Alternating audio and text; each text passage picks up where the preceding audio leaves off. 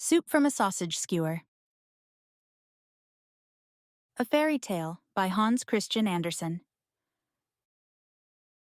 We had such an excellent dinner yesterday, said an old mouse of the female sex to another who had not been present at the feast. I sat number 21 below the Mouse King, which was not a bad place. Shall I tell you what we had? Everything was first rate. Moldy bread, tallow candle, and sausage. And then, when we had finished that course, the same came on all over again. It was as good as two feasts. We were very sociable, and there was as much joking and fun as if we had been all of one family circle. Nothing was left but the sausage skewers, and this formed a subject of conversation, till at last it turned to the proverb, soup from sausage skins, or, as the people in the neighboring country call it, soup from a sausage skewer. Everyone had heard the proverb, but no one had ever tasted the soup, much less prepared it. A capital toast was drunk to the inventor of the soup, and someone said he ought to be made a relieving officer to the poor. Was not that witty? Then the old Mouse King rose and promised that the young lady mouse who should learn how best to prepare this much admired and savory soup should be his queen, and a year and a day should be allowed for the purpose.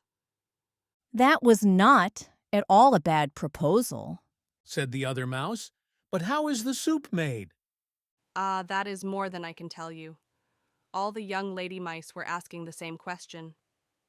They wished very much to be queen, but they did not want to take the trouble of going out into the world to learn how to make soup, which was absolutely necessary to be done first.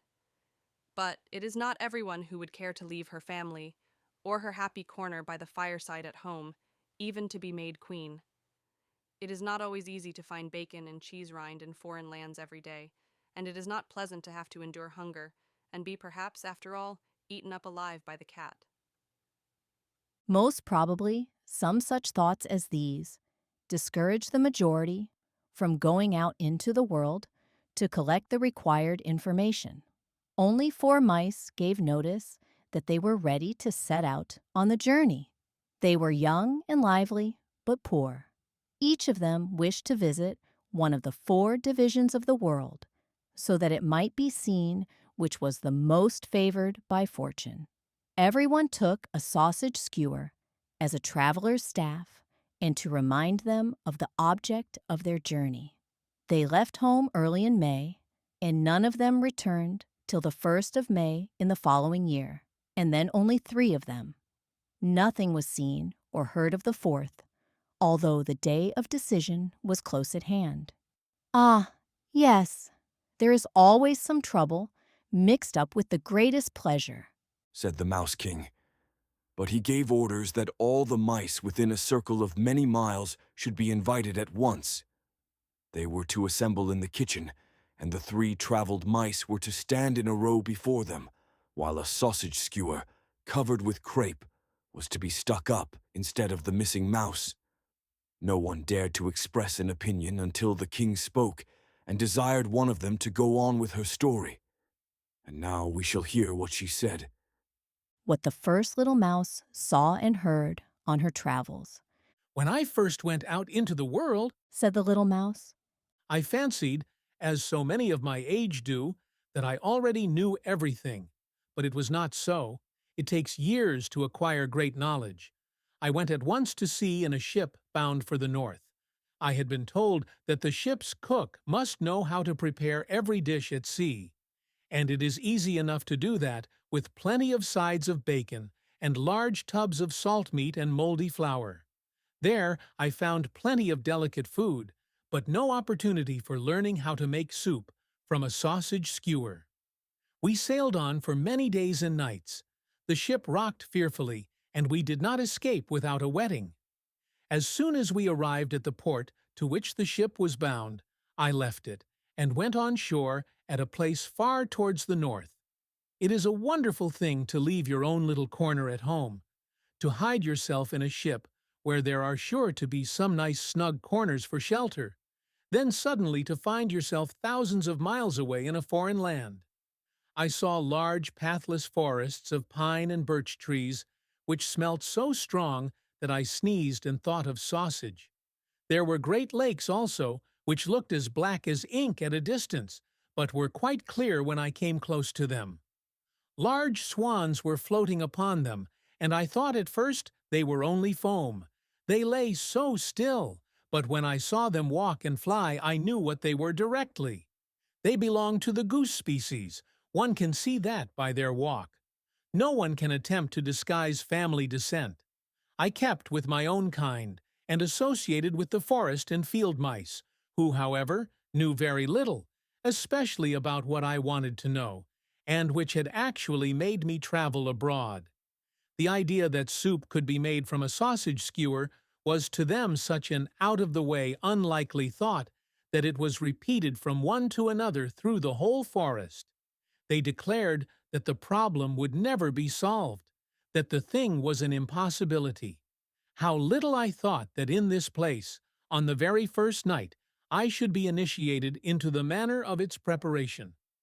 It was the height of summer, which the mice told me was the reason that the forest smelt so strong, and that the herbs were so fragrant, and the lakes with the white swimming swans so dark, and yet so clear.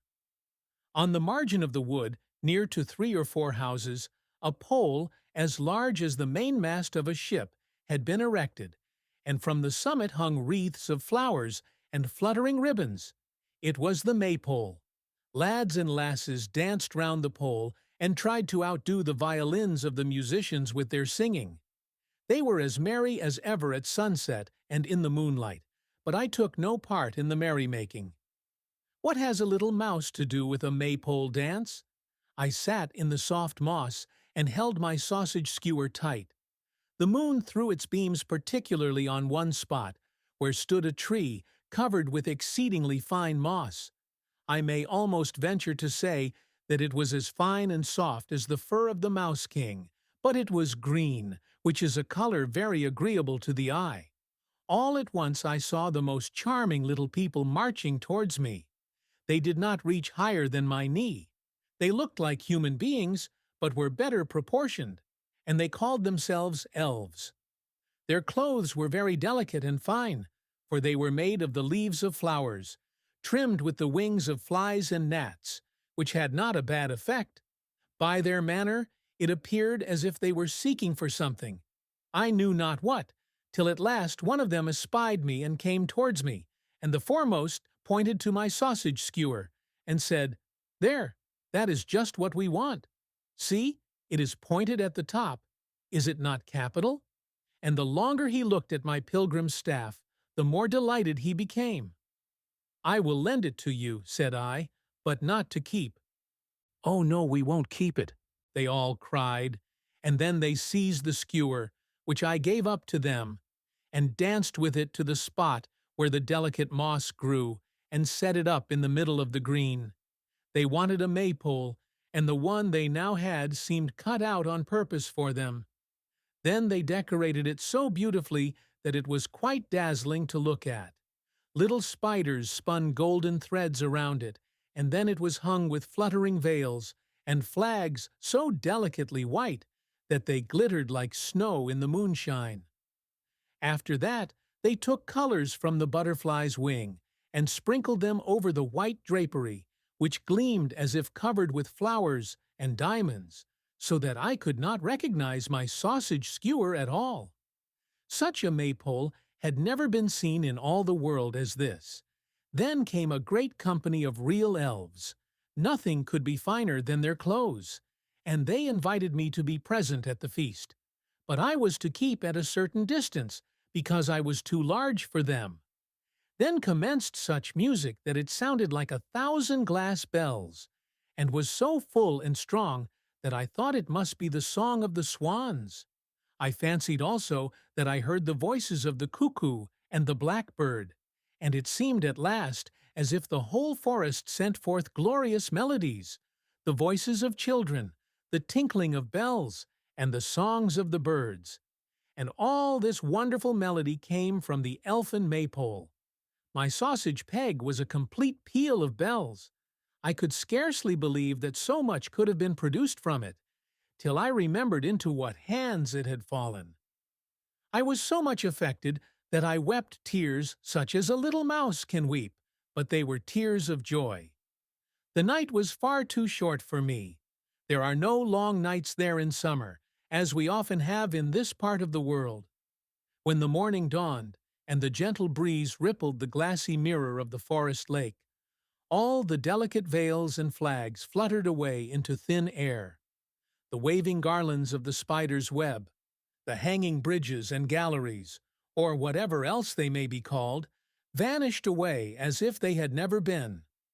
6 elves brought me back my sausage skewer, and at the same time asked me to make any request, which they would grant if in their power. So I begged them, if they could, to tell me how to make soup from a sausage skewer. "How do we make it?" said the chief of the elves with a smile. "Why, you have just seen it. You scarcely knew your sausage skewer again, I am sure." They think themselves very wise, thought I to myself. Then I told them all about it, and why I had traveled so far, and also what promise had been made at home to the one who should discover the method of preparing this soup. What use will it be, I asked, to the Mouse King, or to our whole mighty kingdom, that I have seen all these beautiful things? I cannot shake the sausage peg and say, "Look, here is the skewer, and now the soup will come." That would only produce a dish to be served when people were keeping a fast. Then the elf dipped his finger into the cup of a violet and said to me, "Look here, I will anoint your pilgrim's staff, so that when you return to your own home and enter the king's castle, you have only to touch the king with your staff, and violets will spring forth and cover the whole of it, even in the coldest winter time. So I think I've given you really something to carry home, and a little more than something." But before the little mouse explained what this something more was, she stretched her staff out to the king, and as it touched him, the most beautiful bunch of violets sprang forth and filled the place with perfume. The smell was so powerful that the Mouse King ordered the mice who stood nearest the chimney to thrust their tails into the fire, that there might be a smell of burning, for the perfume of the violets was overpowering, and not the sort of scent that everyone liked. But what was the something more of which you spoke just now? Asked the Mouse King. Why, Answered the little mouse. I think it is what they call effect. And thereupon she turned the staff round, and behold, not a single flower was to be seen upon it. She now only held the naked skewer, and lifted it up, as a conductor lifts his baton at a concert. Violets, the elf told me, continued the mouse, are for the sight, the smell, and the touch, so we have only now to produce the effect of hearing and tasting. And then, as the little mouse beat time with her staff, there came sounds of music, not such music as was heard in the forest, at the elfin feast, but such as is often heard in the kitchen. The sounds of boiling and roasting. It came quite suddenly, like wind rushing through the chimneys, and seemed as if every pot and kettle were boiling over. The fire shovel clattered down on the brass fender, and then, quite as suddenly, all was still. Nothing could be heard but the light, vapory song of the tea kettle, which was quite wonderful to hear, for no one could rightly distinguish whether the kettle was just beginning to boil or going to stop. And the little pot steamed, and the great pot simmered, but without any regard for each. Indeed, there seemed no sense in the pots at all.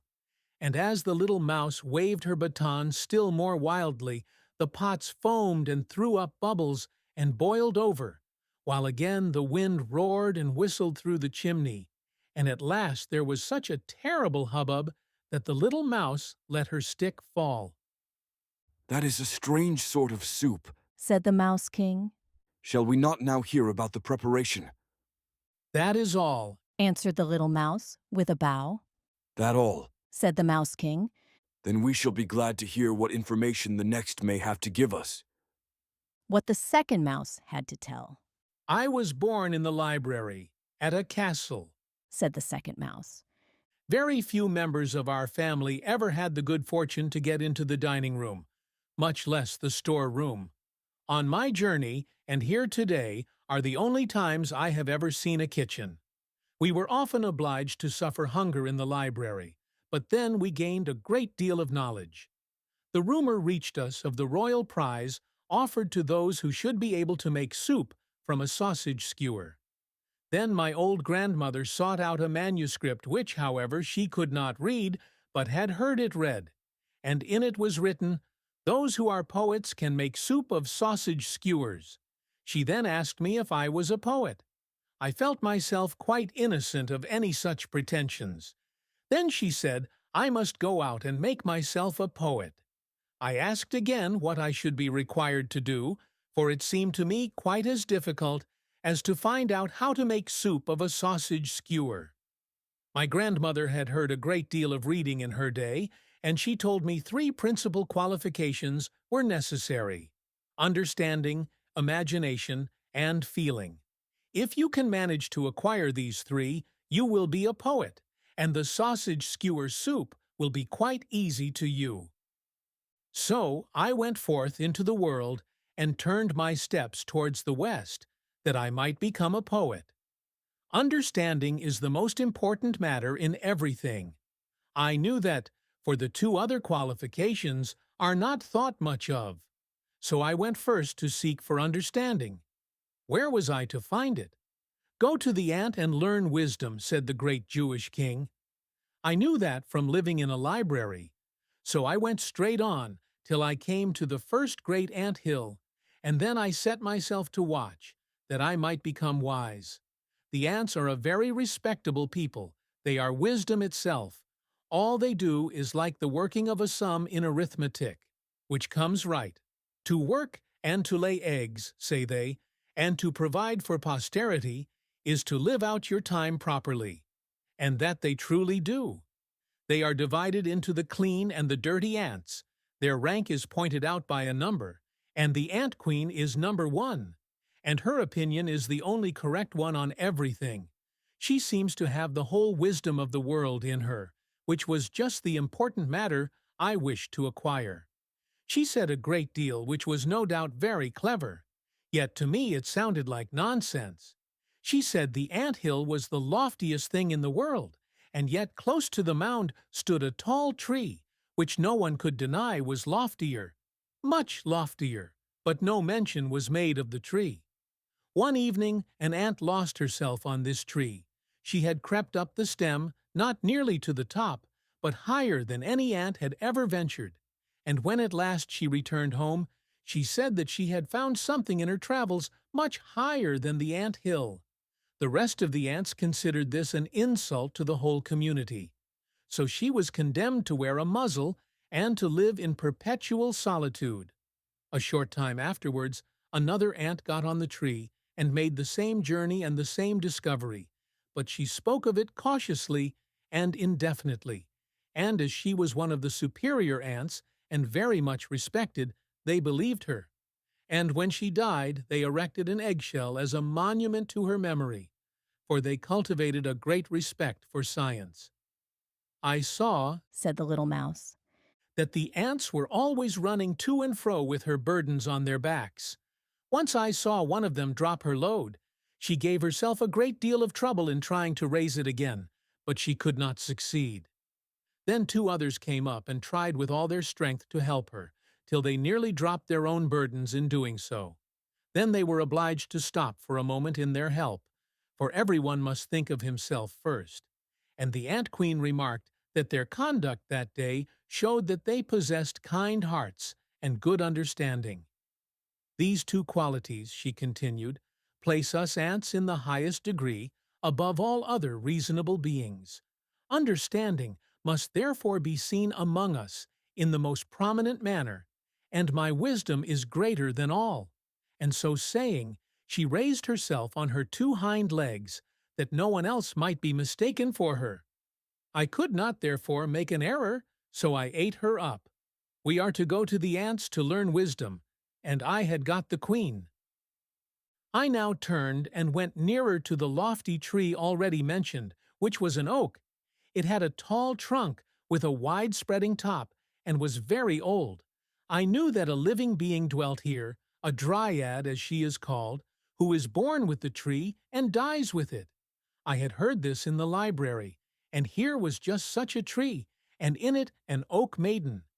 She uttered a terrible scream when she caught sight of me so near to her.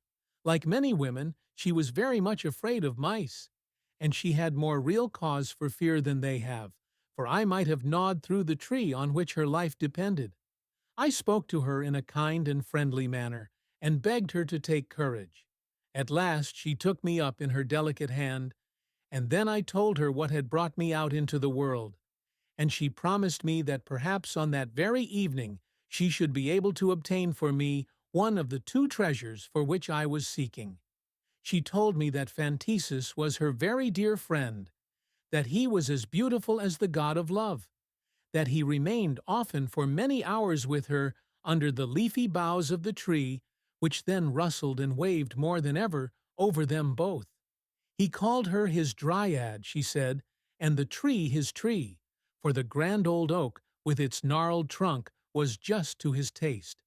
The root spreading deep into the earth, the top rising high in the fresh air, knew the value of the drifted snow, the keen wind, and the warm sunshine, as it ought to be known. Yes, continued the dryad, the birds sing up above in the branches, and talk to each other about the beautiful fields they have visited in foreign lands. And on one of the withered boughs a stork has built his nest. It is beautifully arranged, and besides, it is pleasant to hear a little about the land of the pyramids. All this pleases Phantasus, but it is not enough for him. I am obliged to relate to him of my life in the woods, and to go back to my childhood when I was little, and the tree so small and delicate that a stinging nettle could overshadow it, and I have to tell everything that has happened since then, till now that the tree is so large and strong. Sit you down now under the green bindwood and pay attention. When Phantasus comes, I will find an opportunity to lay hold of his wing, and to pull out one of the little feathers. That feather you shall have. A better was never given to any poet. It will be quite enough for you. And when Phantasus came, the feather was plucked, and said the little mouse. I seized and put it in water, and kept it there till it was quite soft. It was very heavy and indigestible, but I managed to nibble it up at last. It is not so easy to nibble oneself into a poet. There are so many things to get through. Now, however, I had two of them, understanding and imagination, and through these I knew that the third was to be found in the library. A great man has said and written that there are novels whose sole and only use appeared to be that they might relieve mankind of overflowing tears, a kind of sponge, in fact, for sucking up feelings and emotions. I remembered a few of these books. They had always appeared tempting to the appetite. They had been much read and were so greasy that they must have absorbed no end of emotions in themselves. I retraced my steps to the library and literally devoured a whole novel, that is, properly speaking, the interior or soft part of it. The crust, or binding, I left. When I had digested not only this, but a second, I felt a stirring within me. Then I ate a small piece of a third romance and felt myself a poet. I said it to myself, and told others the same. I had headache and backache, and I cannot tell what aches besides. I thought over all the stories that may be said to be connected with sausage pegs, and all that has ever been written about skewers, and sticks, and staves, and splinters came to my thoughts. The Ant Queen must have had a wonderfully clear understanding. I remembered the man who placed a white stick in his mouth, by which he could make himself and the stick invisible.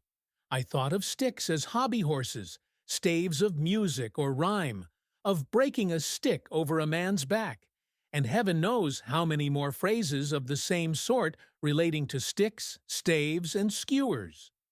All my thoughts rain on skewers, sticks of wood, and staves, and as I am, at last, a poet, and I have worked terribly hard to make myself one, I can, of course, make poetry on anything. I shall therefore be able to wait upon you every day in the week with a poetical history of a skewer, and that is my soup. In that case, said the Mouse King. We will hear what the third mouse has to say. Squeak, squeak. cried a little mouse at the kitchen door. It was the fourth, and not the third, of the four who were contending for the prize, one whom the rest supposed to be dead. She shot in like an arrow and overturned the sausage peg that had been covered with crepe. She had been running day and night. She had watched an opportunity to get into a goods train and had traveled by the railway, and yet she had arrived almost too late. She pressed forward, looking very much ruffled. She had lost her sausage skewer, but not her voice, for she began to speak at once, as if they only waited for her and would hear her only, and as if nothing else in the world was of the least consequence. She spoke out so clearly and plainly, and she had come in so suddenly that no one had time to stop her or to say a word while she was speaking. And now, let us hear what she said, what the fourth mouse, who spoke before the third, had to tell. I started off at once to the largest town, Said she. but the name of it has escaped me. I have a very bad memory for names.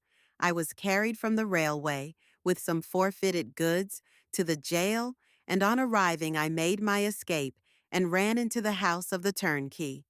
The turnkey was speaking of his prisoners, especially of one who had uttered thoughtless words. These words had given rise to other words, and at length they were written down and registered. The whole affair is like making soup of sausage skewers, said he, but the soup may cost him his neck. Now this raised in me an interest for the prisoner, Continued the little mouse. and I watched my opportunity and slipped into his apartment, for there is a mouse hole to be found behind every closed door. The prisoner looked pale. He had a great beard and large, sparkling eyes. There was a lamp burning, but the walls were so black that they only looked the blacker for it. The prisoner scratched pictures and verses with white chalk on the black walls, but I did not read the verses. I think he found his confinement wearisome, so that I was a welcome guest.